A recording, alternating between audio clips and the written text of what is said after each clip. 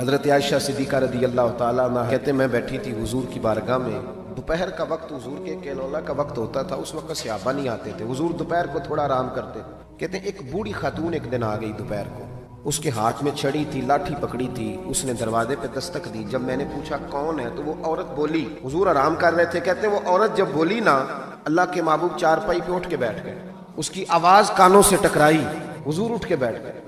دروازہ کھولا، وہ خاتون اندر آئی تو بڑی دنیا آتی تھی، پر جس انداز میں نبی پاک نے اس کا استقبال کیا ایسا کم ہوتا تھا۔ حضور کھڑے ہو گئے، پھر محبوب پاک نے بٹھایا، پھر حضور علیہ السلام کی میں آنکھوں کا حسن اور روشنی دیکھ کے اندازہ کر رہی تھی کہ اس کے آنے سے حضور بڑے ہی زیادہ خوش ہیں، نبی پاک بڑے خوش ہیں۔ اللہ کے محبوب نے کھجوریں دی، سرکہ دیا، دیر تک حضور ان کی باتیں سنتے رہے۔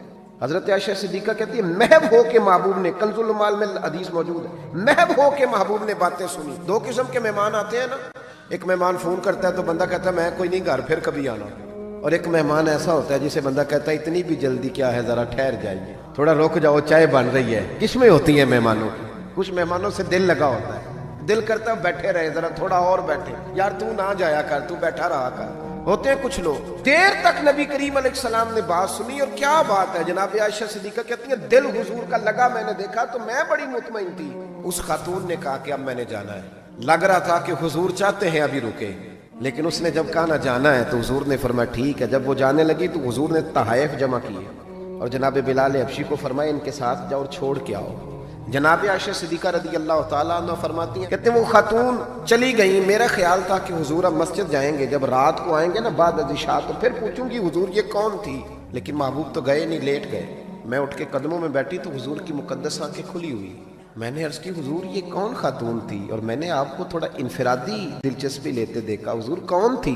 جب میں نے پوچھا تو حضور کی آنکھوں میں آنسو چمکنے لگے، حضور اٹھ کے بیٹھے اور فرمانے لگے عائشہ یہ میری پہلی زوجہ ختیجہ الکبریٰ کی سہیلی تھی، اور فرمایا جب ہم مکے میں رہتے تھے تو یہ آیا کرتی تھی، ختیجہ اس کا پرتک پاک استقبال کرتی تھی، اسے کھجوریں کھلاتی تھی، دودھ پلاتی تھی، پھر یہ باتیں سناتی تھی تو ختیجہ اس کی باتوں کا جواب دیتی تھی۔ فرمایا آج اس کی آواز کانوں سے ٹکرائی ہے تو ساری یادیں پھر سے تازہ ہو گئی ہیں۔ فرمایا میں نے اس کے ساتھ وہی سلوک کرنا چاہا ہے جو فاطمہ کی اماں کرتی تھی، میں نے وہی عزت دینی چاہیے جو وہ دیتی تھی۔ اور حدیث کا آخری جملہ اتنا شاندار ہے کہ اس جملے کو یاد کر لے تو دستور بن جائے ہمارے لیے۔ محبوب نے فرمایا عائشہ تعلق اچھے طریقے سے نبھانا یہ بھی ایمان کا حصہ ہے۔ حضور نے عزت دی، نبی کریم نے وقار دیا، حضور ہر آنے والے کو عزت دیتے۔